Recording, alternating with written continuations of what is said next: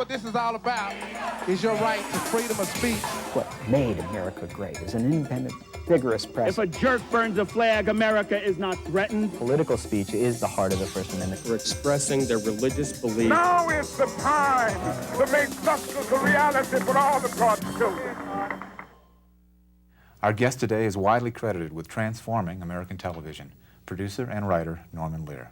You know, in 1999, President Clinton gave you the prestigious National Medal of the Arts, and he said, Norman Lear has held up a mirror to American society and changed the way we look at it. Yeah. Is that pretty much what you had in mind? Well, he had been drinking just before that statement. But was All in the Family, did you have any sense that it would be as transformative a show as it proved to be? No. I knew this guy. He was in part my dad.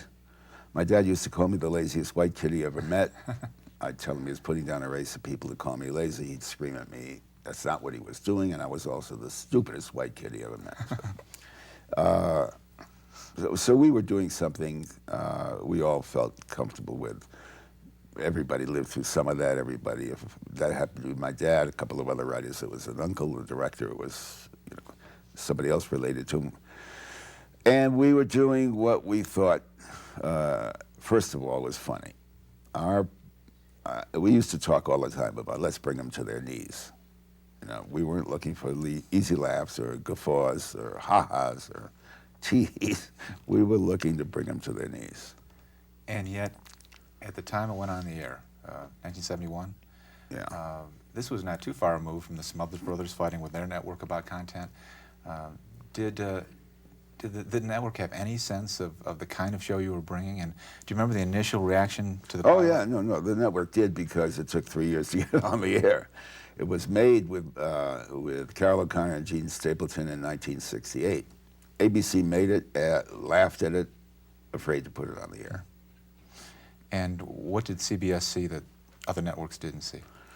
A fellow by the name of Bob Wood.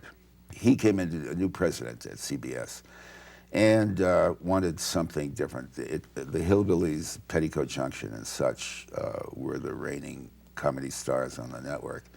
He wanted to do something more real.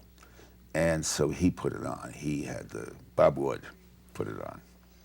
And, you know, some of the things that made All in the Family different, the use of racial epithets, and yet a decade or more earlier, Lenny Bruce had used that kind of language in his shows, was highly controversial. As a man who was let out of performances in handcuffs, was it then safe to do it in 1971? The kind of material, I mean, obviously no one was going to come and arrest you, but did you have a sense that the climate had changed? Well, safe in what context? Not safe in the context that every three networks, that's all there were at the time, were eager to put that on. Right. Not safe that there wasn't a department, a censor that was looking at every single word. But safe in terms of the American people. I mean, the American people were let alone by the establishment. They're far more grown up. They've always been taken by the establishment. You know, to be far less grown up, far less wise-hearted than they really are.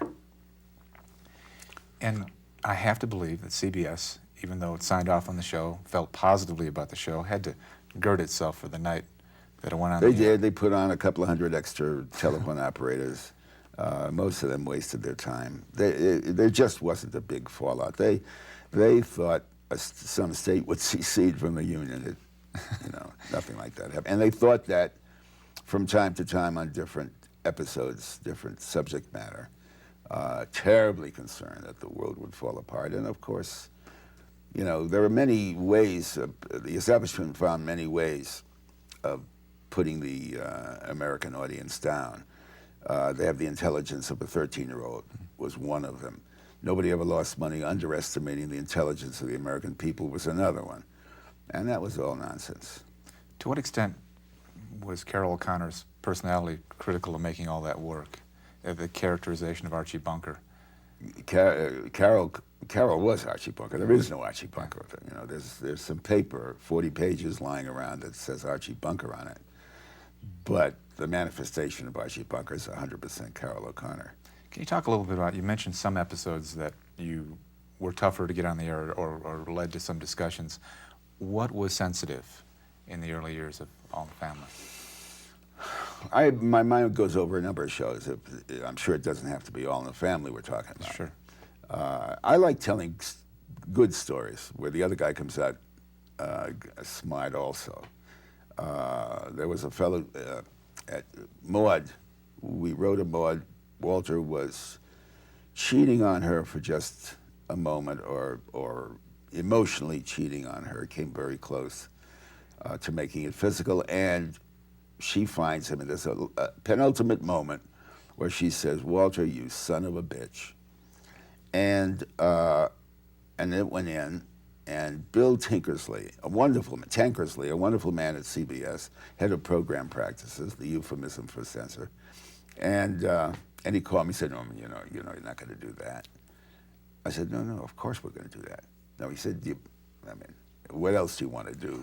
Well, take that out. But Bill, this is all she would say at that moment. Do you like the moment? Yes, that's all she would say.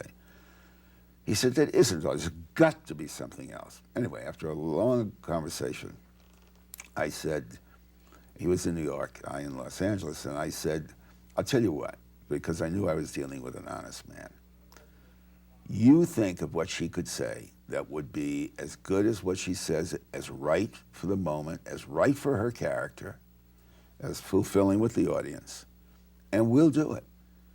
You mean if I tell you, just on the what if you disagree?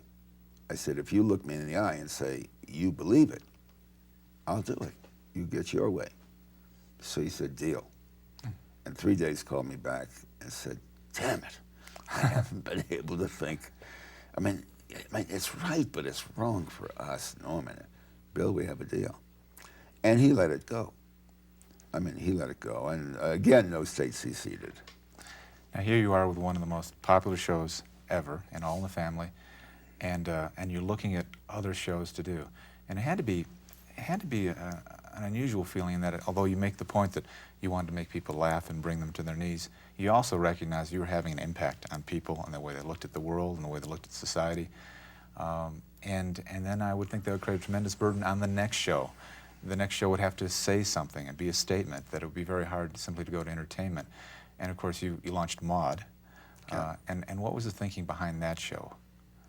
Maude was to have been the other side of Archie, a BS liberal who really didn't have it all together. She just had the feelings.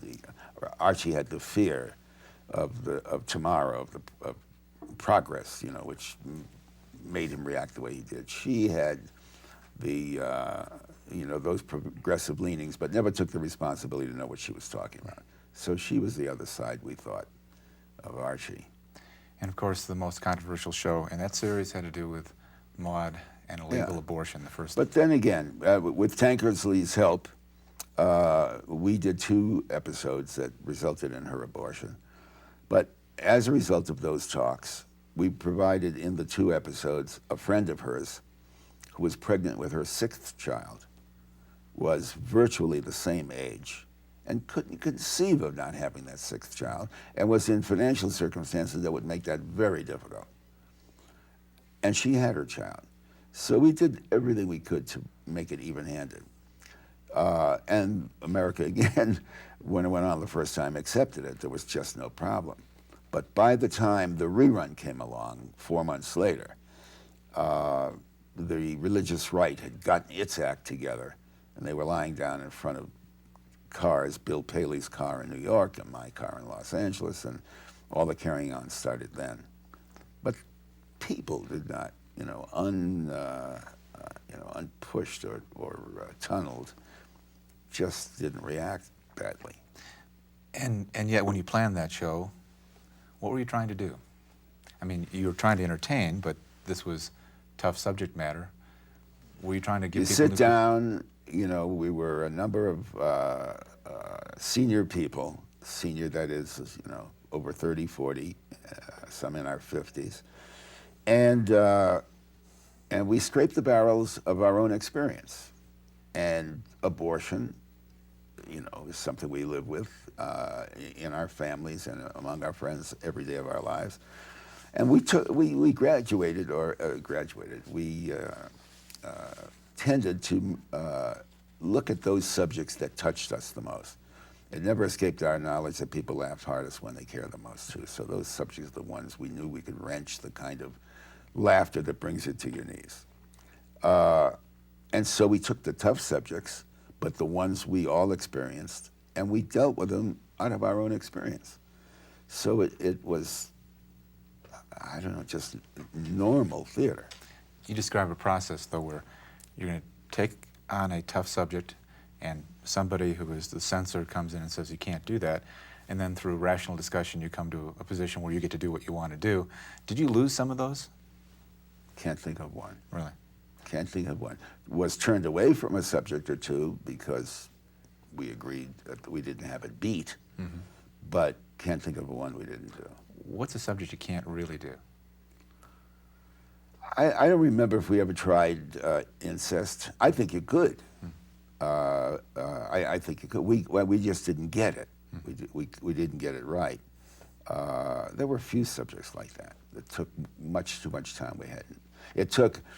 There was one subject we did accomplish. We wanted Edith on All in the Family to lose her faith and regain it. Well, we found the way for her to lose her faith in a month. And it took several months before we could find, and we sought all kinds of outside help before we could find the simple trick that would make it sensible for her to regain her faith. Well, let's talk about a number of the shows you've done. It seems like almost every show you did was groundbreaking in one way or another. Good Times was the first series produced by black writers. Can you talk a little bit about what led to the launch of that show? Esther Roll, the maid on Maude, was just dynamite. And the network saw clearly this is a woman should have a family, have her own show, and there was no African-American then black show on the tube. And so we gave her a family, brought in a husband, and so if he could hit straight, and then we knew we had the start of a family. We did Good Times. But he was at Cabrini compound in Chicago, holding 2 and 3 jobs. The black press largely said, after raving about him for 2 years, said, does he have to be, why can't we have a black father who was not holding down 2 jobs, who was upwardly mobile? And that gave us the idea for the song as well as the series, and then we did the Jeffersons. Sanford and Son. Yeah, that preceded both of those. And what inspired you to cast Red Fox? Well, Bud Yorkin and I are partners, and we fell in love with Red Fox, and he was, we knew, as blue, his material was as blue could be. But we also knew that Red Fox is a clown, which is to say his earlobes were funny, his kneecaps were funny. He could walk into a room, tell you your mother died, and be funny. And so he didn't need the blue humor, and we took that chance with him. You made a conscious decision to employ black writers, as I said, on Good Times. Were there barriers that existed for African-American writers at the time? I don't know if they were barriers. I think one of the biggest barriers was that they hadn't had the opportunity, which translates to experience. Right. So they came in for the large part, green. They hadn't done this kind of work before. But you found fellows with great senses of humor, and it was a pleasure to bring them along. You, after doing all these shows that kind of pushed the envelope, then you just totally jumped off the cliff with Mary Hartman. Any subject in the world done with great fun, done as a soap opera. What was the reaction to Mary Hartman? I loved Mary Hartman. I loved Louise Lasser. I loved Mary Hartman. I loved the young woman who came up from Arizona, Joan Darling, and directed that first season. I mean, between Joan and Louise Lasser, they set the tone for that show. It was not. I tried to get that written. We tried to get that written for weeks, months. and brought writers in, and we had an outline of the first episode. So writers would sit in here, they're going to make funny the fact that this woman had no sex life with her husband, and that was going to be seen. Her father was exposed himself, and the opening episode opened with a family of 5, 6 goats and 2 chickens were slaughtered around the corner. It was very hard to get people to understand we weren't making fun of the deaths, but of the way people have become inured to bad news that way. But it didn't run as long as I think you might have hoped.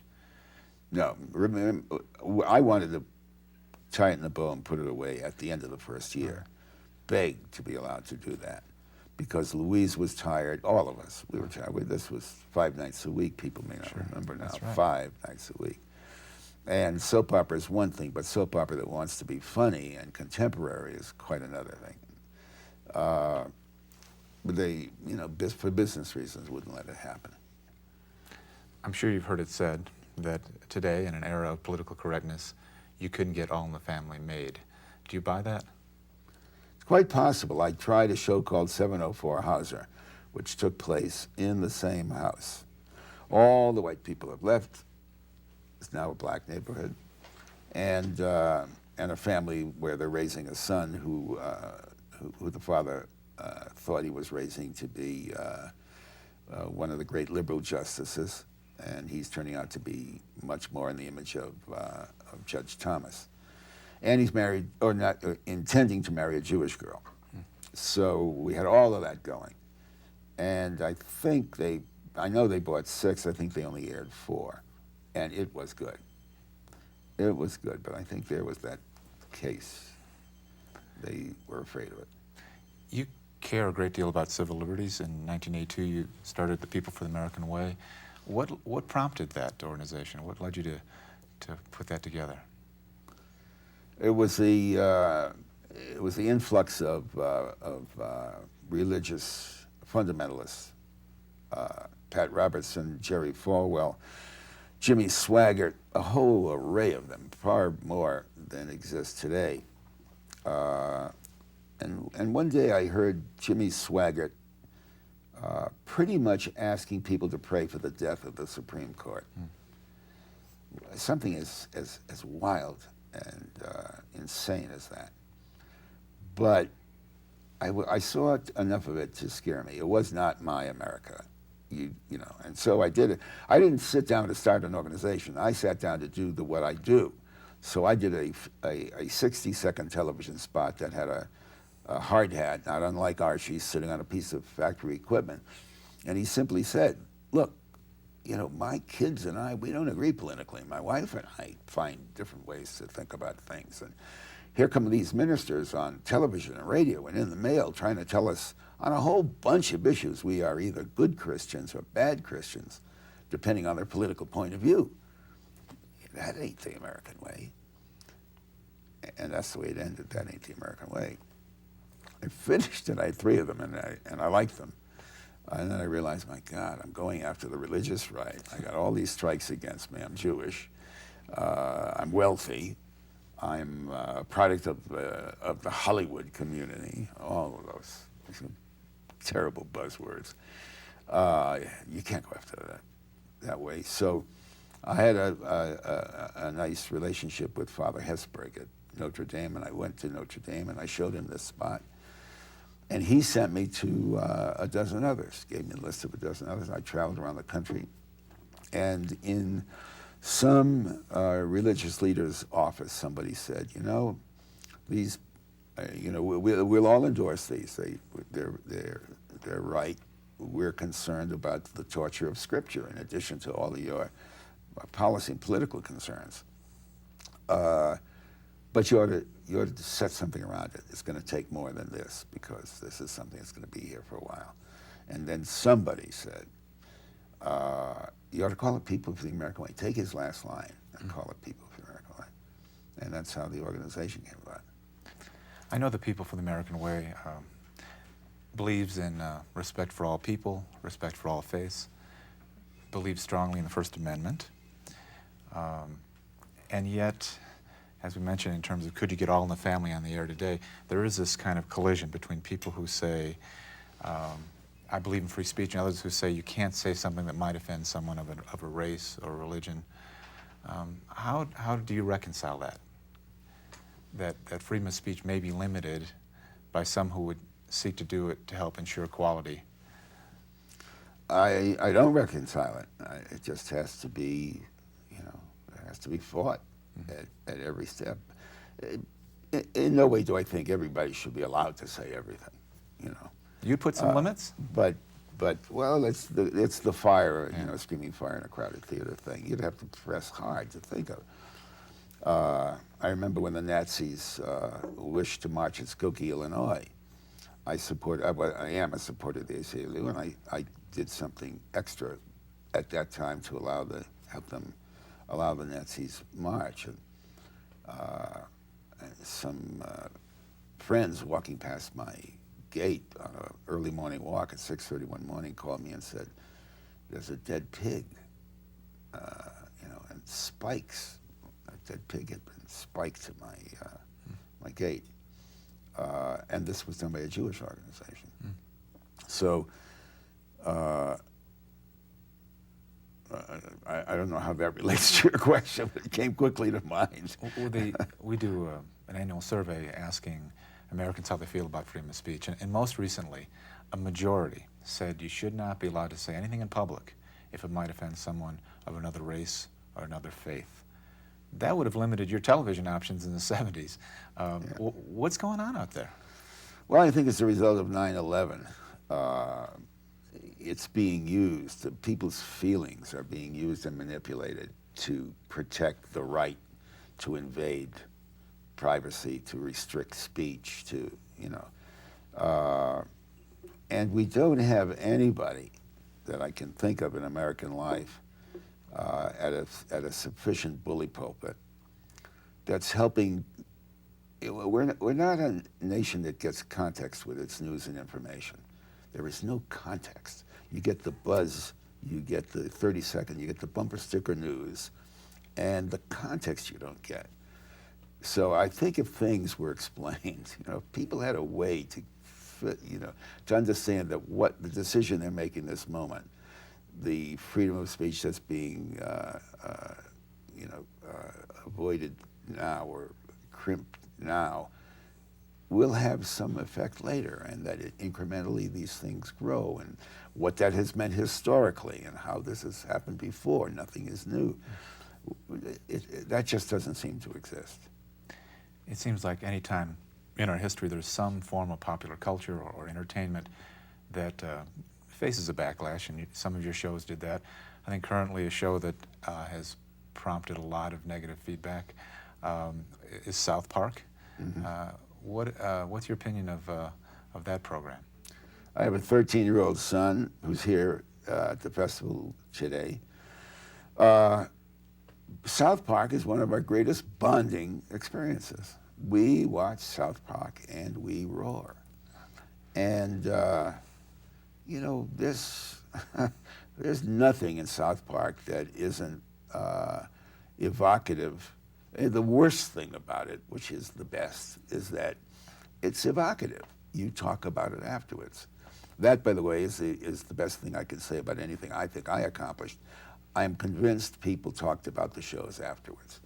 I would be an absolute fool if I thought that after several thousand years of the Judeo-Christian ethic, which hasn't moved aside or diminished people's people feelings for others, and,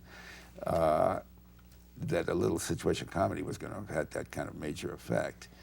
And South Park the same way, but at least it gets people to talk about it, more able to make fresher decisions. Before we close today, I have to ask you about your purchase of one of the few existing copies of the Declaration of Independence. What led to that? I saw it. It was going to be offered on the internet. I cried when I looked at it. These are the values on which the Constitution, the Bill of Rights, everything American rests on. And I thought, people will never know where to find this if I bought it and gave it to a museum or a college or something. So this is the people's document, let it travel. And the response to it made it possible, you know, the instantaneous response from all over the country. And so 60 major country western people did a rendition of America the Beautiful for us. 13 great stars from Mel Gibson to Whoopi Goldberg did a reading of the Declaration in Independence Hall that Tom Ridge, then governor of Pennsylvania, had arranged. And these elements are collecting, and all of it will travel with the Declaration. Was on the Super Bowl to great huzzah, and at the Olympics, it's still in Salt Lake City. Hundreds of thousands of people have come to see it. People react in exactly the same way. They understand this is the birth certificate of my country. And something wonderful, deeply spiritual, deeply connecting comes out of it. And I have the photographs of these hundreds of faces reacting to it. And teachers, you know, talking about how much they've ached over the years to bring busloads of kids to Washington, knowing they never could, to see such documents. And here it is. It has to be tremendously satisfying. Thank you for joining us today. You're welcome. You're welcome. I loved it.